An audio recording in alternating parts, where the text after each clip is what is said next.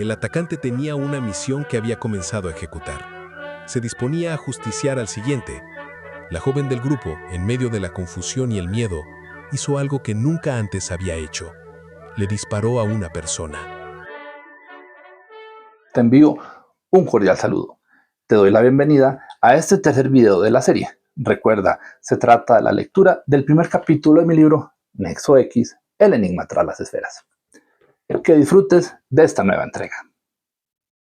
Con cinismo, al ver el resultado conseguido con un solo tiro, el asesino esbozó nuevamente una sonrisa, orgulloso de ese primer disparo. Realmente, esa sonrisa podía engañar a cualquiera. Era capaz de enmascarar la expresión de muerte que había mostrado al momento de disparar. Con esa sonrisa, se había ganado rápidamente la confianza del grupo. Qué gran equivocación cometieron. Pero no se les podía culpar. Aquella sonrisa era realmente engañosa.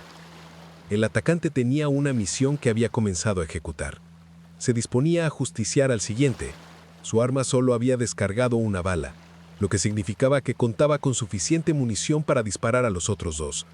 Y con la puntería que había demostrado, hasta le sobrarían tiros, eran más que suficiente. El tirador se volteó para apuntar nuevamente. Además de su puntería comprobada, se encontraba cerca de sus próximas víctimas, así que no necesitaría mucho tiempo para tener un nuevo objetivo en la mira y acabar con otra vida. Los otros dos aún sostenían los vasos con refresco. Uno incluso conservaba un bocadillo en su mano derecha. Todo estaba sucediendo deprisa. Sin embargo, al ver caer el cuerpo sin vida de su amigo y compañero, el momento se sintió como si el tiempo casi se detuviera.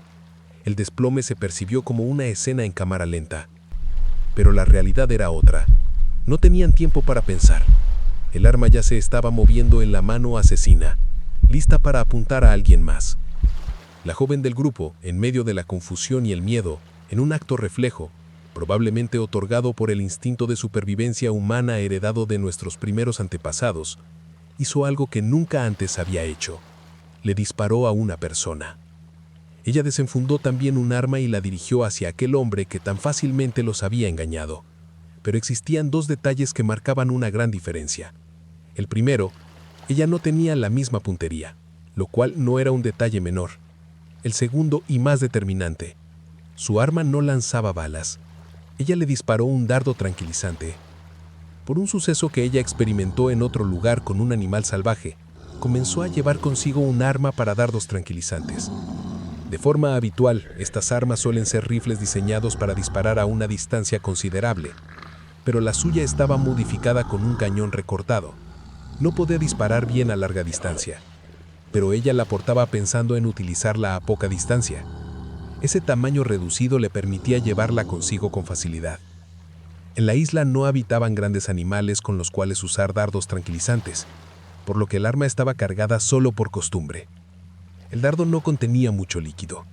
Se encontraba prácticamente vacío. A lo sumo mantenía un pequeño remanente en su interior. Quizá una gota estaba alojada hacia la punta. Precisamente el día anterior, había vaciado la cámara que guardaba el líquido, y ahora se sentía arrepentida por haber vaciado el compartimento. Pero no había tiempo para arrepentimientos. La vida estaba en juego. Es un gusto haber tenido tu compañía durante esta tercera entrega del capítulo. Te invito a que continúes con el siguiente video y también te invito a que dejes tus comentarios. Nos vemos en el próximo video. Nexo X, el enigma tras las esferas.